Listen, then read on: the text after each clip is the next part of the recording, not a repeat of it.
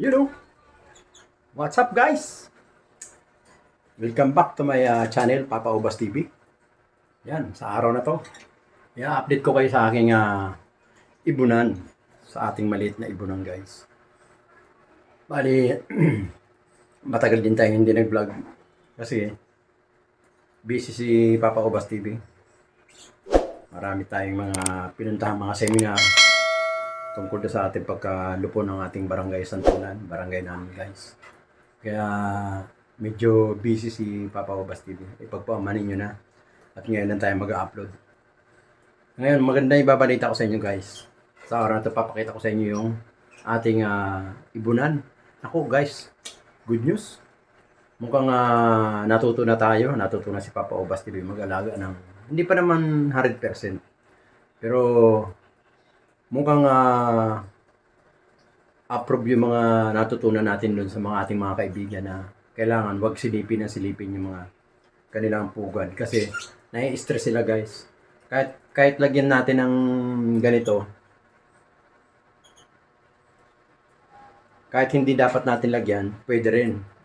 Ang talagang importante talaga dapat wag sisilipin yung kanilang mga pugad, yung mga talagang yung mismong pugad mismo kung saan sila nangingitlog. Kasi doon pala sila na-stress. Pwede mo sisilipin pag nakita mo silang yung kaktsakahin nasa baba, pwede mo sisilipin. Pero once na naandun sila sa loob, wag na wag mo sisilipin kasi maraming mangyayaring hindi maganda. Imbis na makakaitlog siya ng 5, 6, ang mangyayari may 2, 3 na lang. Kasi na-stress sila dahil tinitingin panay ang silip mo. Wag na wag yung sisilipin. Sa mga baguhan lang, panoorin tong channel ni Papa Obas TV ako. Marami kayong matututunan dahil din sa mga kumpare ko na nagtuturo sa akin kung paano ang dapat gawin at kung paano ang pag-alaga sa mga African bird. Alright, let's go! Lapin natin nyo guys. Tara na! Silipin natin sila.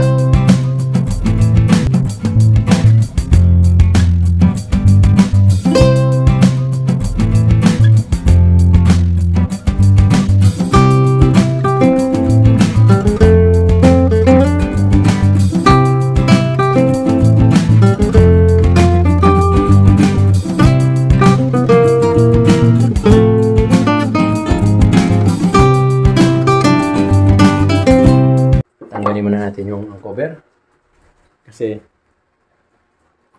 yung ano ko yung dating binalita ko sa inyo na nangitlog na guys, ayun, binaba na yung kanyang inakay pero hindi pa natin sila anuhin, hindi pa natin siya kukunin. Hayaan muna natin siya mag 45 days. Ayan o, yan guys, ayan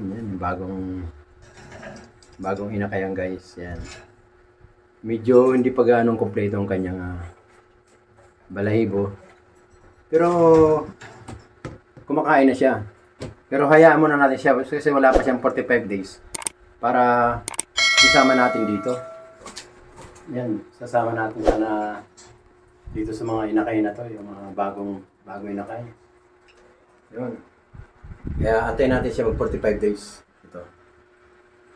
Antayin natin yung mag 45 days. Kasi, once na kinuha mo yan guys, kailangan yan, tuluyan mo nang dalhin doon. Kasi pag hinawakan mo yan, at ibabalik mo din dyan, papatayin niya ng kanyang ina.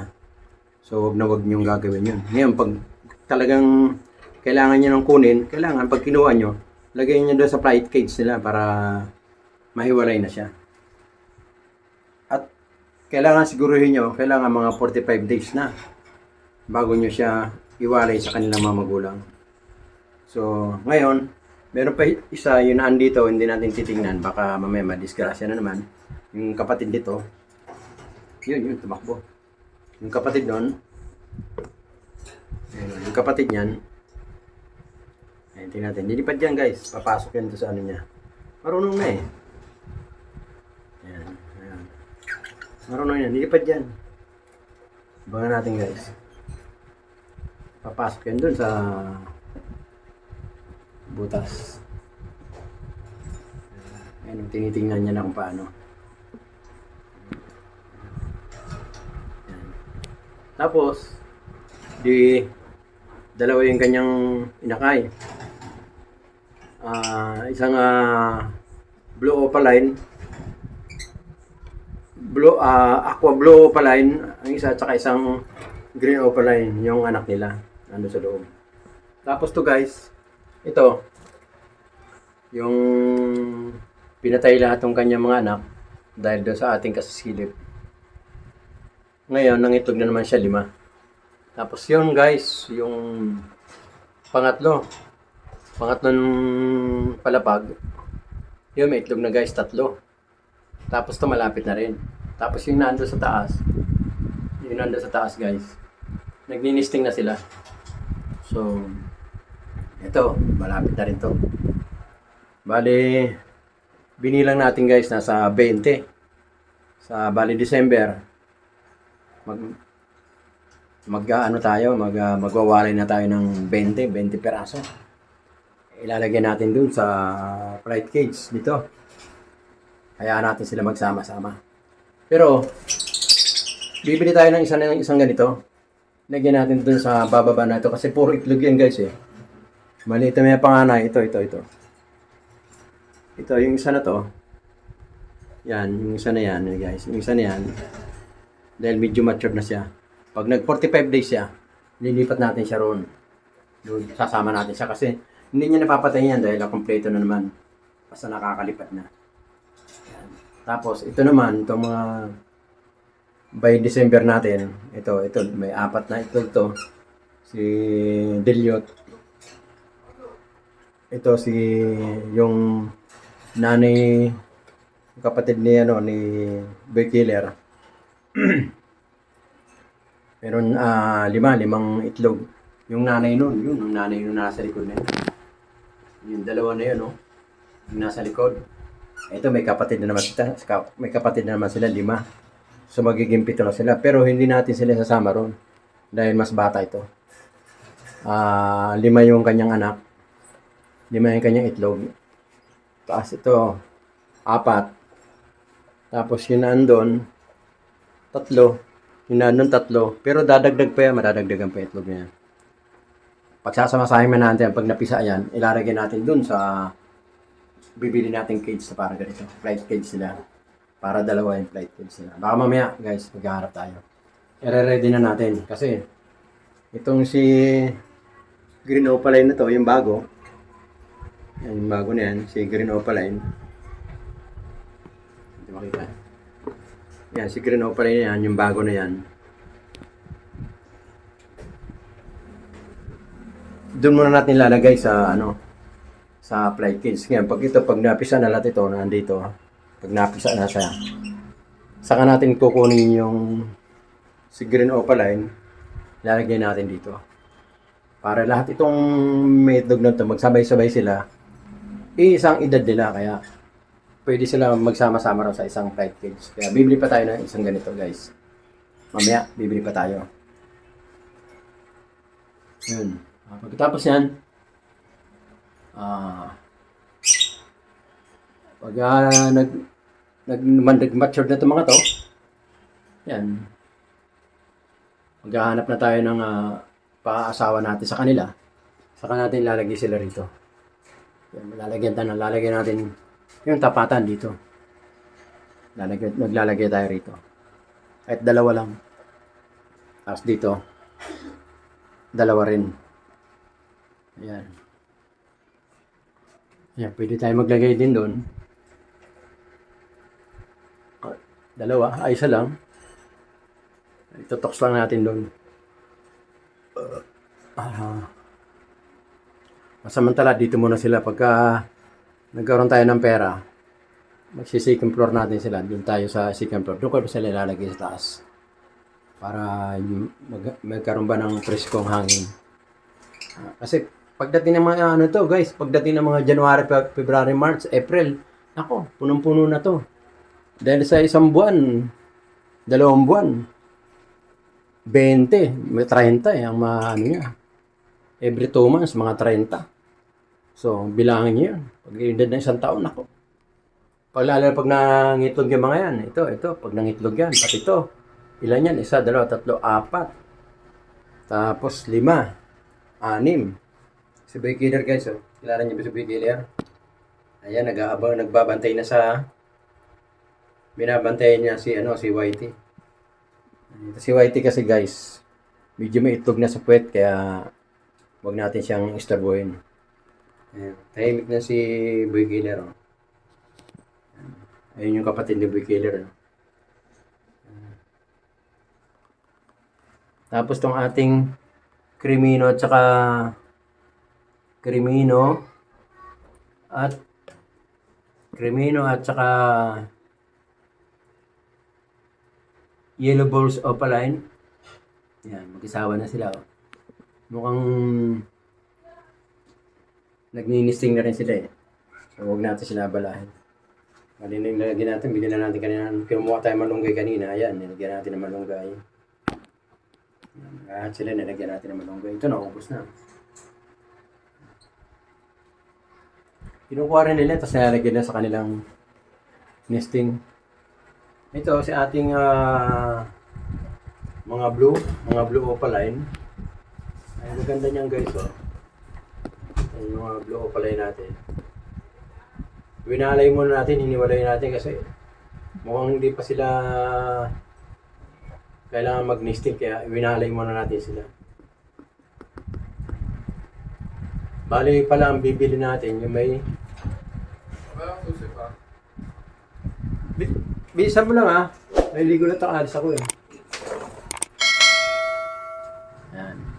Bali pala ibibili natin yung may lagayan na ganito. Para... Yan. Oh, ayun na si ano. Ayun. Hindi na siya nakabalik.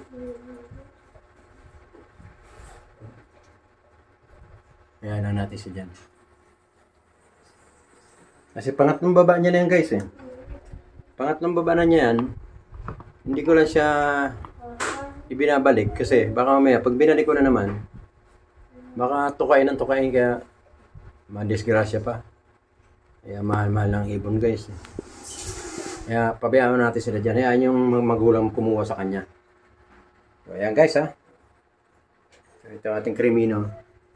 Ito naman si Crimino. Yan. Bali may itlog din to 3. 5 ang itlog niya. Yung 2 hindi walang laman kaya tinanggal ko. So talaga 20 talaga yan eh. Bali 21 na egg by December. Mapipisa yan. Magiging sisiyo na yan. Kasi ano yung 14 Agis November 10. So November 10 mapipisa siya. Ito napisa na guys eh. Sabi yun. Ito. Ito pala ito. Bali good news guys. Napisa na. Bago na naman tayo Gusto tingnan natin guys ha.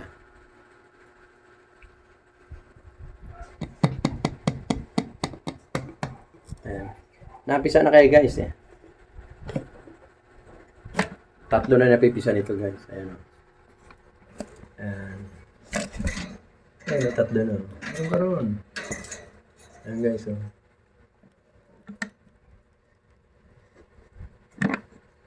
Ayan o. 3 na yan guys. 2 lang natitirang itlog yun. Ayan. 3 na sila eh. Tama? 3 na yan. 2 na lang eh. Ayun yung isa, yun, oh. Ayun, oh. Ayun yung isa. Ayun yung isa, yun. Oh. Ayun yung isa, oh.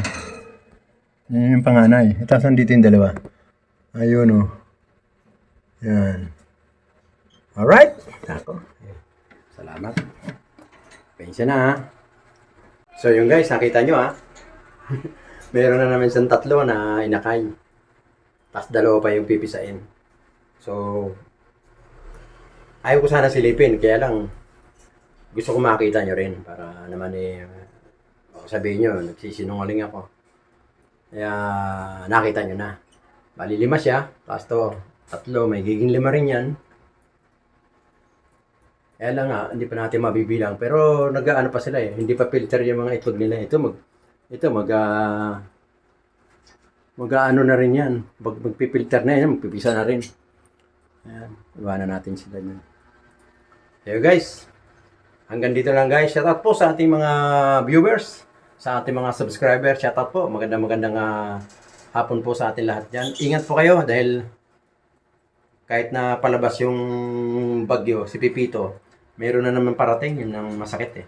Biro mo, sa loob ng isang linggo, 4 na bagyo ang dumalaw sa Pilipinas. Nako. Kawawa naman yung mga naulila nung unang bagyo, kay Christine. Tapos sinundan pa ni Opel ba yun? Nako. Tapos Pipito, tapos yung isa pa. Marami naman nag-buwis ng buhay. Kaya lang, wala tayong magagawa dahil yan ay kalikasan yan. Talagang hindi natin maiwasan yan kahit anong gawin natin. Ang gagawin lang natin guys, mag-iingat na lang tayo. Iba yung pag-iingat. Lalo-lalo na pag may parating na mga ganyang sakuna. So hanggang dito na lang guys. Mag-ingat po lahat. At huwag natin kalimutan magdasal sa ating Panginoon Diyos na kailangan gabayan tayo sa araw-araw na ating pagtatrabaho. Araw-araw na ating gawain. Sana gabayan tayo ng Lord. Maraming salamat po. Thank you po. Ingat po lahat. God bless. Salamat, Papa Ubas! Okay, thank you. Every time we say goodbye, baby.